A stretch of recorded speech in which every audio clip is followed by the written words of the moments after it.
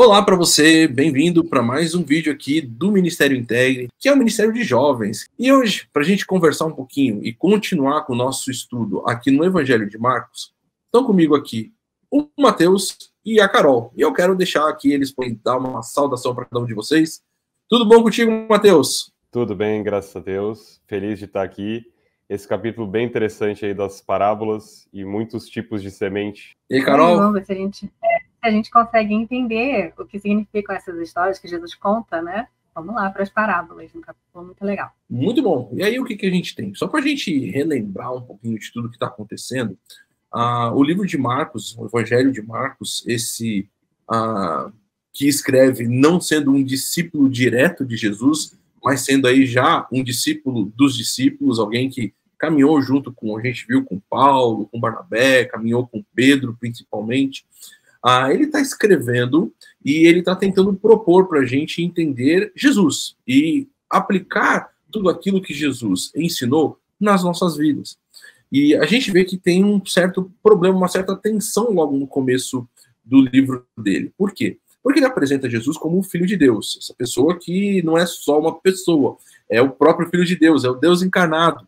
E ele vai falar, bom, eu entendo que, de certa forma, possa ter uma certa reação estranha. Peraí, como assim o Filho de Deus? Para esse cara que foi, inclusive, morto numa cruz, numa coisa tão horrenda. E isso aí a gente vai ver que ele vai mostrar, no capítulo 1, que Jesus realmente é divino, que ele foi, inclusive, muito bem recebido a princípio por aquelas pessoas, porque ele fazia grandes milagres e ele realmente fez coisas extraordinárias, mas que nem todo mundo aceitou isso aí. E houve uma certa rejeição que foi crescente nos capítulos 2 e no capítulo 3. E agora, quando a gente entra no capítulo 4, que é um capítulo bem interessante, porque a chavinha vai mudar, vamos dizer assim, enquanto todo mundo está rejeitando Jesus, ou não todo mundo, mas pelo menos ali, um grupo de pessoas está rejeitando Jesus, inclusive acusando ele de várias formas, ele vai chegar e falar assim, olha, pessoal, o que nós precisamos entender é realmente o reino de Deus.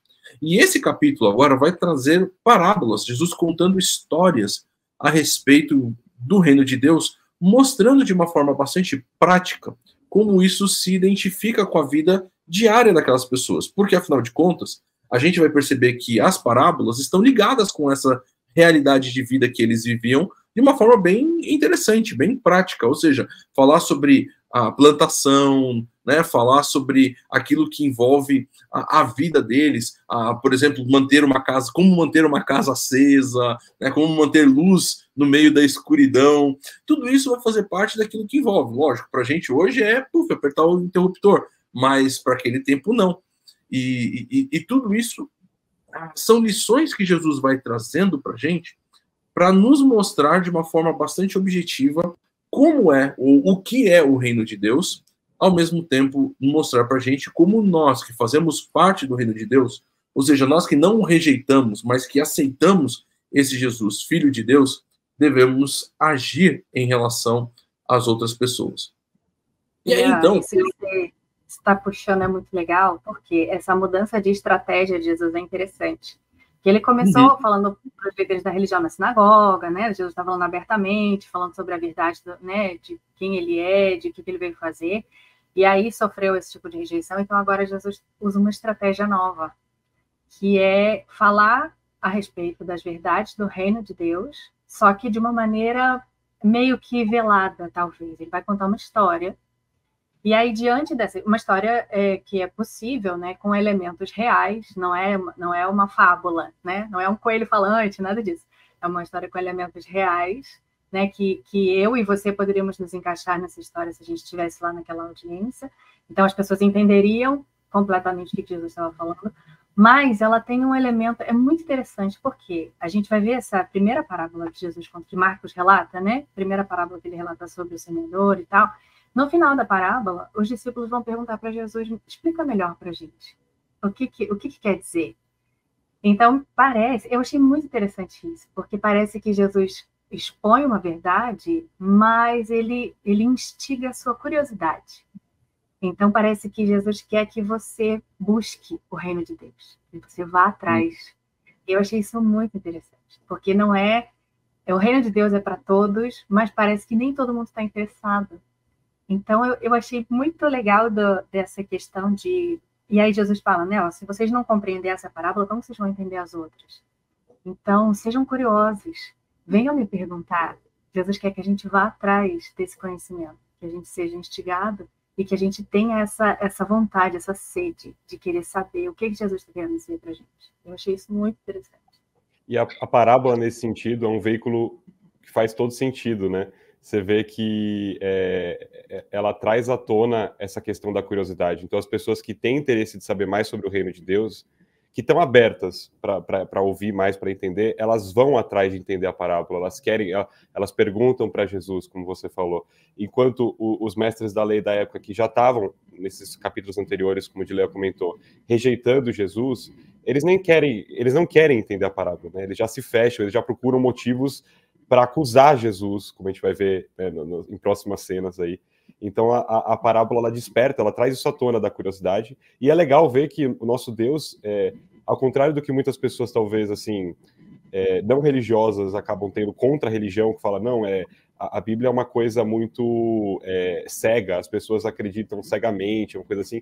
Pelo contrário, o nosso Deus é muito criativo, né? Ele chama a gente para a criatividade, ele quer que a gente seja curioso, ele quer que a gente seja criativo, ele quer que nós sejamos co-criadores com ele.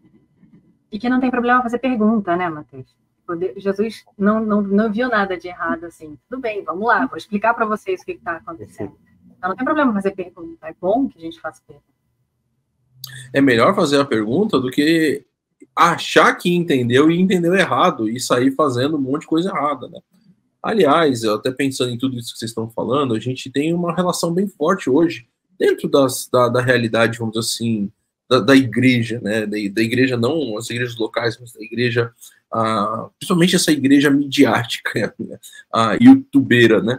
Onde você tem, às vezes nem relacionados a uma igreja, como aqui é o nosso canal do YouTube da IBNU, que é uma igreja, mas principalmente de pessoas, né? Que vão criando seus canais, e o objetivo é exatamente criar divisão, criar problematização, criar coisa ruim, né? Criar nichos, né? Então esse aqui é o nicho que entende assim, esse aqui é o nicho que entende daquele jeito, e o objetivo aqui é que esse contra esse crie treta, né?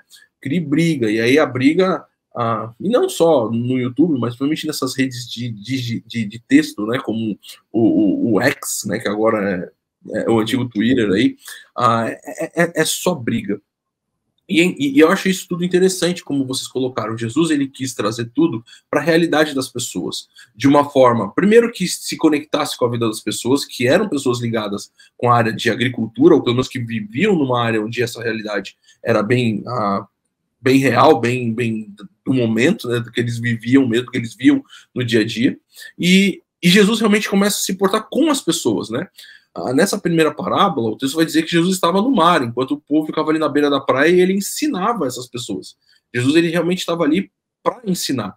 Então nós vemos que, primeiro, há uma intenção de Jesus em ensinar, há um desejo de ensinar de uma forma que comunique para aquelas pessoas, e há esse retorno de falar assim, bom, não entendeu? Não tem problema, senta aqui que eu te explico de outra forma, né? Mas vamos entender bem.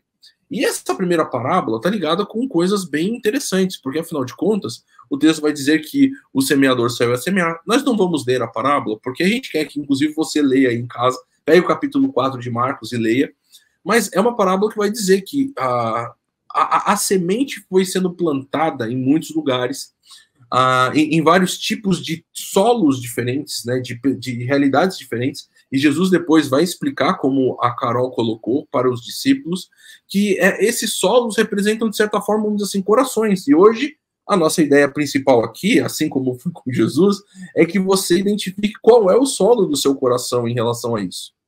A semente está sendo plantada, você tem contato com a Bíblia, que é a palavra de Deus, constante, você tem, através de aplicativos, através do texto ali impresso em papel, de diversas línguas, de diversas versões, mas a grande questão não é, então, o acesso a essa semente, mas qual é o solo do seu coração que essa semente consegue chegar. Porque tem alguns solos que até parecem que vai gerar alguma coisa, mas na verdade não gera. Diga, Carol. Diga, Carol. Todo mundo. Para o ímpar. Esse negócio da semente é interessante por quê? Porque Jesus compara, né, o reino de Deus com uma semente, ela é uma coisa pequenininha. Então cai no solo, né, a gente recebe essa palavra, mas é uma coisa pequena que vai crescendo aos poucos. E às vezes a gente até nem percebe o crescimento disso, às vezes no nosso próprio coração ou no coração de outra pessoa, ela vai crescendo aos pouquinhos até se tornar uma árvore grande. E, na verdade, as outras parábolas também falam de semente, né? Tem a parábola do grão de mostarda e tudo. E isso é muito interessante, comparar. Então, isso que o Juliano estava falando, né? Que Jesus usa figuras que as pessoas naquela época entenderiam completamente. Porque um agricultor, né, daquele período, quem mexe com terra sabe disso, ou até quando a gente fez aquela experiência do feijão, né, na escola, há muitos anos atrás, você tem que precisar ter paciência para ver a semente dando fruto, né? Você precisa ter paciência para ver a semente crescendo. E a palavra de Deus é assim na vida da gente. A gente tem que receber com esse solo fértil, mas ter paciência para esperar essa coisa germinar e crescer até que vai se tornar uma coisa enorme. Isso é muito legal. E às vezes você, no dia a dia, você não percebe, né, as pequenas mudancinhas que Deus vai fazer no seu coração, na vida das pessoas ao seu redor, mas aí quando você olha para trás, num período de tempo maior, e você vê de onde ele já te tirou, das coisas que você já passou, enfim, tudo mais, você vê o quanto você já cresceu, caminhando junto com ele, o quanto as coisas mudaram, o seu pensamento, a sua visão de mundo. Então, é uma semente pequena ali, como a Carol comentou, mas que cresce e, como o grão de mostarda, né, se torna a maior das árvores. E nesse sentido do que a Carol estava falando, de paciência, numa das próximas parábolas aí, para mim, fica muito forte quando Jesus fala que é uma dualidade, né? Ele fala que o semeador saiu a semear, então tem um chamado para a gente fazer a nossa parte, para o serviço, para o trabalho do reino de Deus. E aí depois ele fala, né, que ele semeou, mas ele não sabe como a semente se tornou aquela árvore, né? A terra em si produziu o talo, depois a espiga, e ele vai fazendo toda essa analogia, né?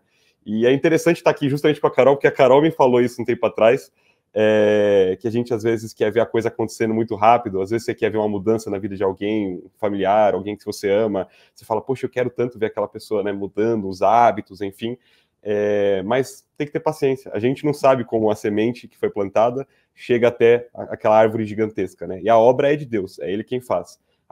Nós somos os serviçais, os que estão servindo a Deus nesse momento, né? Então, a gente tem que ir, claro, nosso chamado de ir plantar a semente, jogar a semente, mas a gente não sabe como essa semente vai crescer. Então, tem que ter essa paciência, como a Carol colocou. Eu lembro disso, mas Deus falou até que Deus trabalha com homeopatia, né? De gotinha em gotinha. Exatamente. E a gente precisa manter o nosso solo fértil também, né? Porque a semente vai crescendo, assim, um solo fértil no começo, ela germina a semente, mas eu preciso manter esse solo adubado e regado, eu preciso buscar essa palavra de Deus constantemente, para que eu também seja esse solo fértil que a semente, né, tem muito fruto. E Jesus não é utópico, né? Porque, tipo assim, ele não vai falar assim, ó, vai realmente cair a semente e aí vai crescer já no dia seguinte, tipo João e pé de feijão, né? Tipo, jogou 2 feijãozinhos, no outro dia não dava nem para enxergar, subiu lá, que chegou aos céus, e lá tinha uma galinha de ovo de ouro. Não é uma coisa, realmente não é uma fábula, né? Não tem faunos e outras coisas aqui. O que você tem é uma realidade. Jesus mesmo vai dizer assim, gente, olha, cuidado, por quê? Porque algumas coisas sufocam essa semente. Uma delas é as preocupações com as riquezas. Cara, Jesus está falando isso aqui há 2000 anos atrás. Isso aí é hoje. Quem não está aí desesperado? Não mudou, né? Exatamente. Querendo achar guru para fazer seus 100 reais virar 1 milhão em 10 dias e coisa desse tipo. Cuidado com as riquezas, cuidado com as preocupações da vida, cuidado com os anseios que sufocam essa palavra, que sufocam essa semente, né? Esses anseios podem ser anseios de mudanças pessoais, podem ser anseios de mudanças na vida de outras pessoas, podem ser anseios de mudanças em algumas situações da vida, mas Jesus nos chama para uma caminhada com Ele. Jesus nos chama agora para ter uma vida eterna ao seu lado.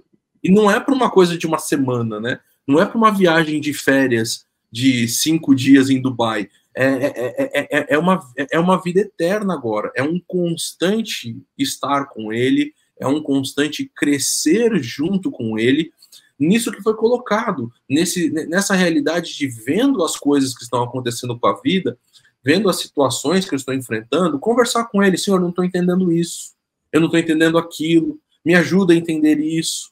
E é interessante, os discípulos mesmo falar, Senhor, me ajuda com a minha fé, como é que eu faço para isso realmente crescer dentro de mim?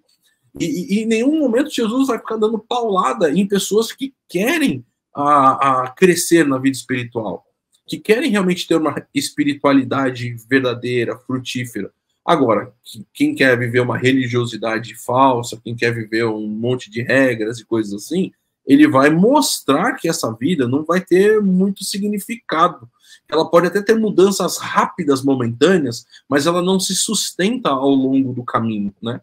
Então, não é uma corrida de 100 metros, né? É uma maratona eterna agora, né? Inclusive, tinha que estar, acho que um pouquinho mais vago para aguentar essa maratona. E com muita facilidade, a gente deixa o cotidiano sufocar a gente, né? Trabalho, os compromissos com a família, muitas coisas que a gente tem que fazer, a gente esquece que Deus quer estar envolvido nisso, que Deus quer fazer parte e que Ele quer transformar a nossa maneira de ser no trabalho, com a família, com as pessoas, nos compromissos que a gente tem que fazer, até na nossa maneira de ganhar dinheiro. E isso é esse germinar da semente do reino de Deus dentro da gente. Então, se a gente ficar sufocado com as nossas tarefas do cotidiano, achando que Deus não se preocupa com isso, ou achando que Deus não quer interferir nisso, ou que Deus não quer interferir na gente para que a gente interfira, né, nas coisas e nas circunstâncias, a gente vai largando de mão, a gente vai sendo sufocado e a gente vai esquecendo. Na rotina, a gente vai sendo engolido pela rotina e pelas preocupações do dia a dia, e realmente fica difícil dessa semente germinar. Então, Deus quer plantar na gente, mas a gente também tem as nossas escolhas, a gente também precisa buscar, né, Exatamente. E isso é importante, é importantíssimo, né, Carol? Porque isso que você falou de que Deus quer estar presente, não é aquela coisa, né, de que Deus quer estar presente no templo, na celebração no domingo, e aí acabou a celebração, pronto, eu vou para o McDonald's, já acabou, agora é outra vida, né? Não tem essa compartimentalização da vida, né? Jesus nunca coloca isso em nenhum texto. Na verdade, é uma coisa integral, então é a coisa de estar presente no seu trabalho, nos seus relacionamentos, no seu lazer, em tudo que você está se relacionando com ele, né? E essa coisa da corrida de 100 metros versus a maratona eterna aí, a analogia que o Dileia colocou, me lembra muito do outro tipo de terreno que Jesus fala, né, que é o terreno pedregoso, aí cai a semente e tem um pouco de terra, então a pessoa se anima, fala, pô, que legal, olha que coisa interessante esse Jesus que ele está falando, até ela cria, né, essa expectativa, mas ela não tem profundidade, não tem terra para criar raízes, né, ela não tem essa constância de uma maratona, ela não lê a palavra com frequência, ela não conversa mesmo, né, com Deus, então a coisa esfria e a planta seca, porque ela não tem raízes, né? Então é um chamado para a gente tanto perseverar na tribulação, para não ser sufocado com os espinhos, como nesse outro lado, para não ser muito raso, numa corrida de 100 metros, quando é uma maratona. Verdade. Empolgado. E a nossa vida, galera, vivida pelo reino de Deus, vivida nessa perspectiva de um coração que permitiu que a árvore crescesse, e aí você tem essa imagem de algo que fica grande, né, e aí é visível, ela também é comparada com essa candeia, né, com essa luz, com essa forma de colocar luz num quarto escuro, né, onde se você já acampou, ou se você já teve um blackout na sua casa, que teve que pelo menos acender aquela velinha, né, para poder enxergar alguma coisa, acho que você vai ter essa ideia. Você não tá num blackout aí, quando teve aí, sei lá, aquela tempestade, ficou o pessoal sem luz à noite, aí o pessoal fazer o quê? Vou acender uma velinha e colocar embaixo da cama, né? Que é exatamente a que ele coloca, não vai colocar debaixo de uma vasilha ou debaixo de uma cama, até mesmo colocar embaixo da cama, você vai criar um fogaréu na sua casa, no colchão. Mas a ideia é que a coisa é visível, a coisa ela vai se tornar visível, e ela vai trazer luz para todos os cantos do cômodo. E eu creio que isso é algo importante para a gente repensar na nossa vida. Porque a luz do evangelho, quando brilha no nosso coração, não é departamentalizada, como foi falado. Não é tipo assim, ó, aqui na celebração, quando eu estou em comunhão com essas pessoas, quando eu estou com os meus amigos da igreja, aí sim a luz está brilhando. Mas quando eu estou lá na faculdade, aí eu, na verdade, coloco a luz embaixo aqui para que ninguém perceba que existe essa luz, né? Acabou a pilha, né? Não é mais um fogo, é lanterna que tem a pilha, né?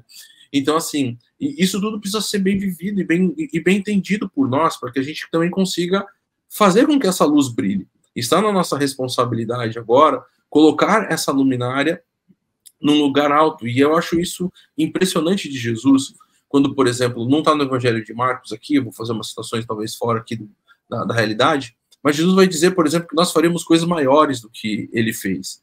E isso mostra que Jesus, em nenhum momento, ele...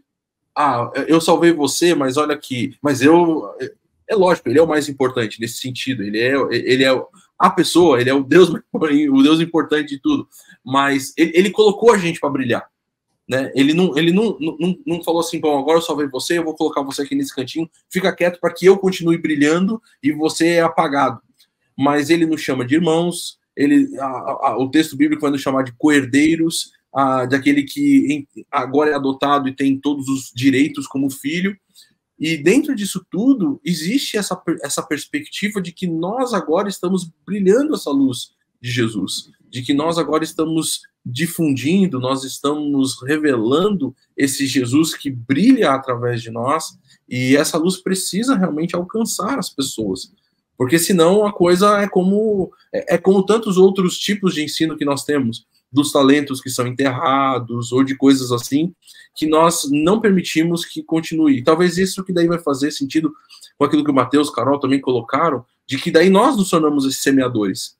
Nós vamos dar continuidade que essa palavra ela alcance outros corações, e vamos permitir que aquilo que Jesus mudou no nosso coração ilumine outras pessoas, porque quer queira, quer não, nós sabemos que as pessoas estão vivendo, muitas vezes, num certo desespero, sem muita esperança e perspectiva. E nós temos essa esperança, podemos oferecer. Acho que... Em outro evangelho, né, essa parábola é colocada até de uma forma que diz da candeia que você não coloca embaixo de uma vasilha, mas que é para ela brilhar, para que as pessoas vejam a luz de Cristo e assim glorifiquem a Deus através das nossas vidas também, né? Então, eu acho que essa ideia... do 5, esse aí que você citou. Perfeito. Então, aí, essa ideia, né, do que eu acho que o Dileto está falando, de a gente sermos representantes, né, de Cristo. Ele deixou essa missão da gente ir pelos lugares onde a gente estiver, e não significa ir pelos lugares, tipo assim, não, então eu preciso ir para a Índia e morar um ano lá. Pode ser que esse seja o seu chamado, mas às vezes não, às vezes é no seu trabalho, no escritório, você dá um abraço a alguém, você ser aquele ombro amigo, ser esse representante, essa luz que vai levar aquela pessoa a falar, nossa, tem uma coisa diferente aí, eu quero conhecer o que você está vivendo, né? E a gente não tem que ter medo da exposição, né? É justamente isso. A gente recebeu de Deus essa luz para brilhar. Não tem utilidade uma luz escondida, né? Uma lanterna debaixo da cama não tem utilidade. Então, se a gente recebeu isso de Jesus e a gente busca isso, a gente tem mesmo que se expor, ir lá e no alto da montanha e brilhar. E aí quem tiver, e da mesma maneira, né, como a gente vai ter Jesus interessado nisso, as pessoas vão vir. Quem tiver interessado, né, quem quiser saber que luz é essa, eu também, né, tô curioso para saber o que é isso, as pessoas vão vir atrás e a gente pode apresentar Jesus para elas dessa maneira. A gente não precisa necessariamente, né, a luz não sai correndo atrás das pessoas, né, a lanterninha correndo atrás da gente dentro de casa. A luz fica lá, ela está brilhando. Então, quem quer ficar no escuro, eu sinto muito, mas quem quiser vir para a luz, tem essa oportunidade. Exato. Bom, e aí a gente vai caminhar, porque a coisa continua crescendo, mostrando que esse crescimento, ele realmente alcança outros, e ele, inclusive, serve de benfeitoria também. Porque na parábola do grão de mostarda, ele vai dizer que essa semente que é tão pequena, ela cresce para se tornar uma hortaliça gigante, uma hortaliça tal que até mesmo grandes aves, que aves do céu, podem abrigar-se à sua sombra. Eu acho bastante interessante isso, né? O quanto que essa expansão do reino crescendo na nossa vida, alcança outras pessoas, trazendo até mesmo esse tipo de abrigo, de consolo, de esperança para outras pessoas. É por isso, então, que a gente quer que você avalie hoje que tipo de solo você é. Se você realmente é um solo de um coração que é possível crescer uma boa raiz, que é possível ter uma planta que cresce, se você é uma luz que realmente tem levado outras pessoas a enxergarem o evangelho da graça do nosso Senhor Jesus Cristo, se você tem vivido uma vida que o reino cresceu a ponto de que outras pessoas podem se abrigar dos desesperos e das realidades difíceis do dia a dia, porque tudo isso é bastante significativo. Isso é para mim e para você. Isso é para a gente repensar o nosso dia. E é interessante que o capítulo não termina com tudo isso, mas o capítulo termina com uma história que parece assim, caramba, meu, parece que tá contando isso aqui, de repente, tipo assim, eu vou lembrar isso aqui, vou colocar no meio do pagode aqui, né? E a gente vê que não. Porque depois de tudo isso, os discípulos parece que ainda não tinham conhecido Jesus de uma forma total. E é isso que a gente quer convidar você a saber quem é Jesus. Porque daí, depois de eles ouvirem, deles verem essa semente que tem possibilidade de crescer, de você ser uma luz, de, enfim, tanta coisa, eles vão atravessar. Lembra, Jesus estava no barco ensinando, e eles vão então entrar no barco, e começa uma tempestade. E aí os discípulos estão lá, e aí, você não vai se importar, a gente vai morrer aqui. Ele levanta e fala assim, ô pessoal, o vento aí, segura a onda aqui, o pessoal aqui tá com medo. O pessoal tá ficando com frio aqui à noite, né? Segura, desliga o ventilador aí, né? E aí o pessoal vai falar assim, mas quem é esse que o vento, que o mar obedece? E aí a gente volta a essa realidade. Jesus é esse Filho de Deus, divino, grandioso, salvador, que tem um amor tremendo por mim, pelo Mateus, pela Carol e por você, e que quer realmente transformar a sua vida pela semente da palavra de Deus plantada no seu coração, que vai poder crescer e se espalhar por todo mundo. Certo, Mateus? Certo, Carol? É isso aí. Já são as últimas palavras? Então, você agora, Carol. Então, vamos às últimas palavras. Não, pode fazer um comentário ainda, quiser até inclusive falar sobre esse final, esse desfecho, ou trazer alguma outra coisa interessante das parábolas. É que a gente já está com quase 30 minutos aqui, né? Não, tudo bem, o pessoal já está cansado de ouvir a gente. Sobre esse finalzinho é muito legal, porque os discípulos já tinham visto Jesus fazer outras coisas, né, miraculosas, tipo expulsar espírito imundo das pessoas, né, fazer outros milagres, curar a gente, e parece que... Até curar a sogra de Pedro, isso a gente nunca vai entender. Até curar uma sogra, gente, olha o milagre.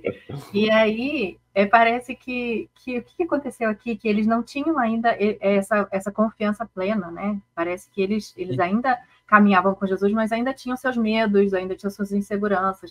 E o que me faz pensar a nosso respeito, né? Então, a nossa caminhada com Jesus, ela é isso que vocês estavam falando sobre ser a maratona. Então, a gente vai ser surpreendido pelo poder de Deus com frequência. Então, a gente não pode se deixar desanimar, a gente tem que ser esse solo fértil, que essa sementinha é plantada e isso vai crescendo aos poucos, e à medida que a gente vai caminhando com Deus, a gente vai vendo Deus fazendo coisas maravilhosas, Ele vai fazendo coisas maravilhosas à nossa volta, e a gente precisa confiar todo dia.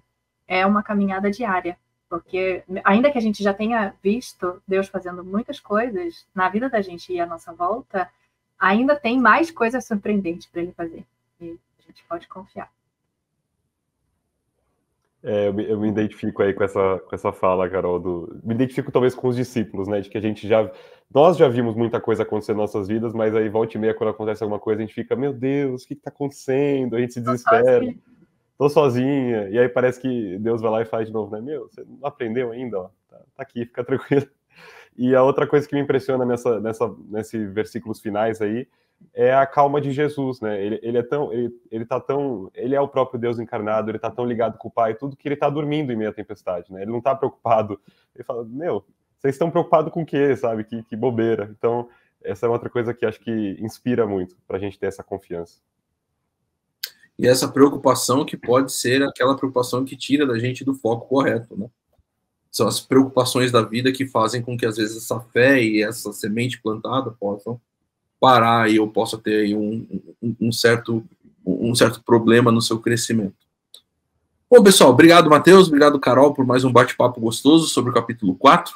Eu espero vocês aí para o capítulo 5, e não sei, não lembro agora com quem vai ser, não sei se um dos dois vai estar também no capítulo 5, mas a gente vai estar aí para bater mais um papo, vamos conversar um pouquinho, aproveita para ler o texto, e quero te convidar, se você quer saber mais sobre o Ministério Integre, entre em contato com a gente, né? Entra em contato com a Conexão aqui, manda uma mensagem, e a gente vai trocar uma ideia. Amanhã, se você está aqui por São Paulo, vem fazer parte da nossa celebração presencial às 10 horas da manhã, aqui na rua Tianguá, número 25. E se você está longe, você pode assistir a nossa celebração online aqui pelo canal do YouTube da EBNU às 9h30 da manhã. Pessoal, um grande abraço. Valeu para vocês.